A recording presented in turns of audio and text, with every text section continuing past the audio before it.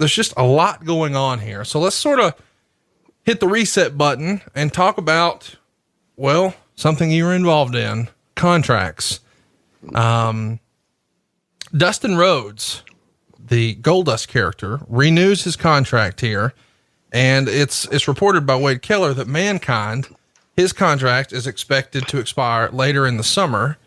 And I wanted to talk a little bit about these two guys, because at this point, neither one of them are necessarily main eventers, although they've both been positioned with top guys, whether it was Mankind and Undertaker, or Goldust and Undertaker, or Mankind and Shawn Michaels.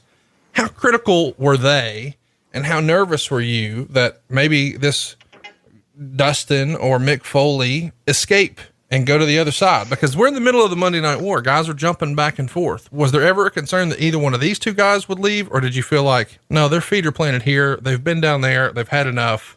They're glad to be on this side. Pretty much the latter scenario that you just mentioned. Mick, the WWF for Mick was always home.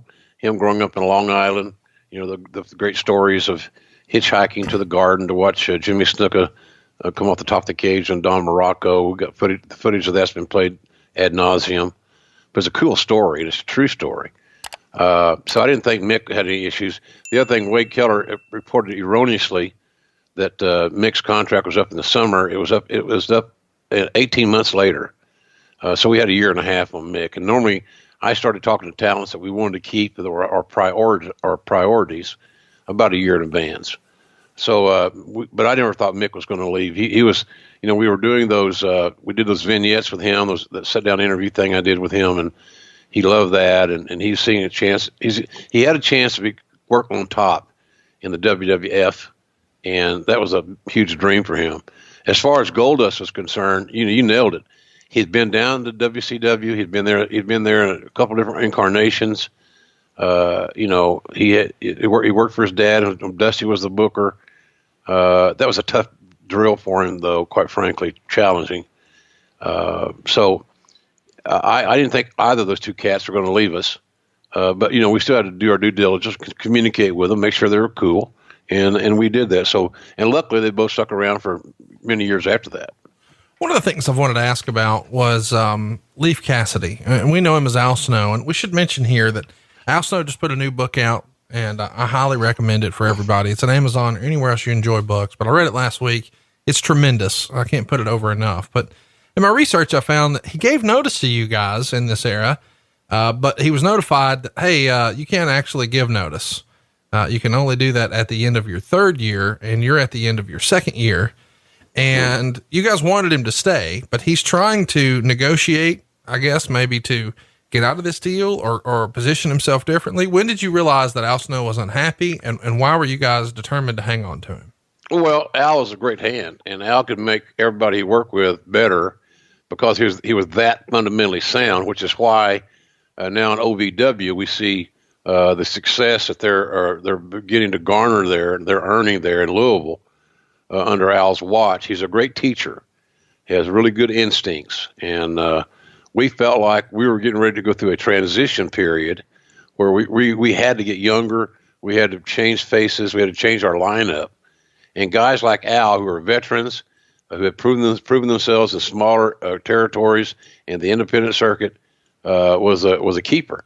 And he was like I said, if his work in the ring when it finally faded away, which is a long time to come because he still wrestles, that he would be a great teacher, as he's proven out to be. So, but until he said he wanted to leave, he didn't understand that you can't.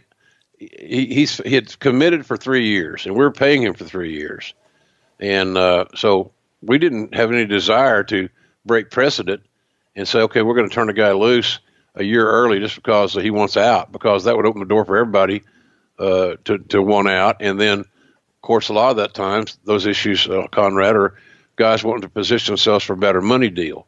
That may have been Al's reason. But he was very much valued. Here we are in the middle of the Major League Baseball season. Al was like a very talented, multi-skill utility player, and those guys are invaluable. Let's talk a little bit about the news and notes at the time. Wade Keller would report that the front office had made some cutbacks in late May, firing longtime ring announcer Bill Dunn, the former ECW Hype Central host Lance Wright, who I guess had been with you guys for a while, a longtime employee in the art department, and two other office workers. And also the duties of George Steele and Jay Strongbow were cut back with only one house show per night. They weren't needed as much, but have been kept on board either way. But I guess now, it's sort of nut cutting time for the company. We're not too terribly far away from where Vince would sit down with Brett and say, I can't afford your contract. So this is sort of the first time that it makes the newsletter that, hey, maybe all's not well at the home front financially. Tell me about Bill Dunn. It's a name that I'll admit I didn't immediately recognize. He was a ring announcer that was been there for a while. When I got there in 1993, Bill Dunn was always overshadowed by Howard Finkel, and rightfully so. Bill, nice guy, did a good job, but the seepage of information on these layoffs came was not a major secret internally. You know, many of us. I took a big cut in pay. I think it was a $30,000 a year cut in pay in '97. Yeah, right on that. Right, maybe right before that. But somewhere in the mid '90s. I didn't try to commit that date to memory because it wasn't something I wanted to recall all the time. But Vince came in and said we're having issues cash flow wise, and I'm asking the wrestling people to take a massive take cuts in pay. And I said, okay, what do I need? What are you offering, or what are you suggesting? And he told me, and so I think I got cut to $30,000, I believe. But nonetheless, that's when you go back and we do our research. We'll see that was the week that J.J. Dillon, in a very upset mood, and rightfully so. J.J. had a lot of pressure on him from being a dad of a special needs child, and three young children, and so JJ couldn't it wasn't going to work for him that you're getting that big cut in pay, so he quit abruptly, and our man Bruce got to be the head of talent relations there for a good while, and I was the senior VP of another wrestling administration, which I think Vince gave me that title just thought it would keep me happy. I would have been happy to be Bruce's assistant. I didn't care. I was more concerned about the payday. I'm one of those 2C guys. I knew what the creative was going to be, and I liked the cash, so that's where we were. But it was not a big issue. It was a bad issue for those guys and their families, but it wasn't a secret that the company was hurting, and we had to make changes, and that's why it was so important to get this some new stories established and new talents established, including Stone Cold. Who has the unenviable task of breaking the news to Strongbow and George Steele? Because it feels like me. Mm-hmm. I got to do that. It wasn't fun. I was a new kid on the block. I hadn't been there very long. This was '97. I've been there 4 years. Had already been in and out a couple times. And Strongbow was one of Vince's boyhood heroes. So he didn't need to do it. Quite frankly, it's my job. And George basically the same. I don't think George had the relationship with Vince that Strongbow did. Strongbow had a great rapport with Vince. I remember Strongbow always called Vince Caesar. Oh, Caesar's in a bad mood this week. The wrestlers love this. Wrestlers love to spread bad news. They just do. It's inherent. Have you noticed that? I have. Yeah, they love it. Howard Finkel, God bless him.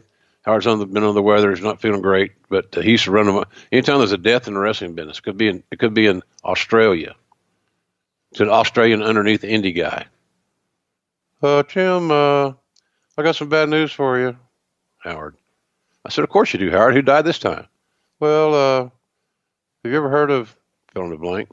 No, I hadn't heard. Well, he passed away last night. Okay, Howard. Well, let's send him flowers. Well, it's like, so it's just that's the nature of the beast. It's crazy.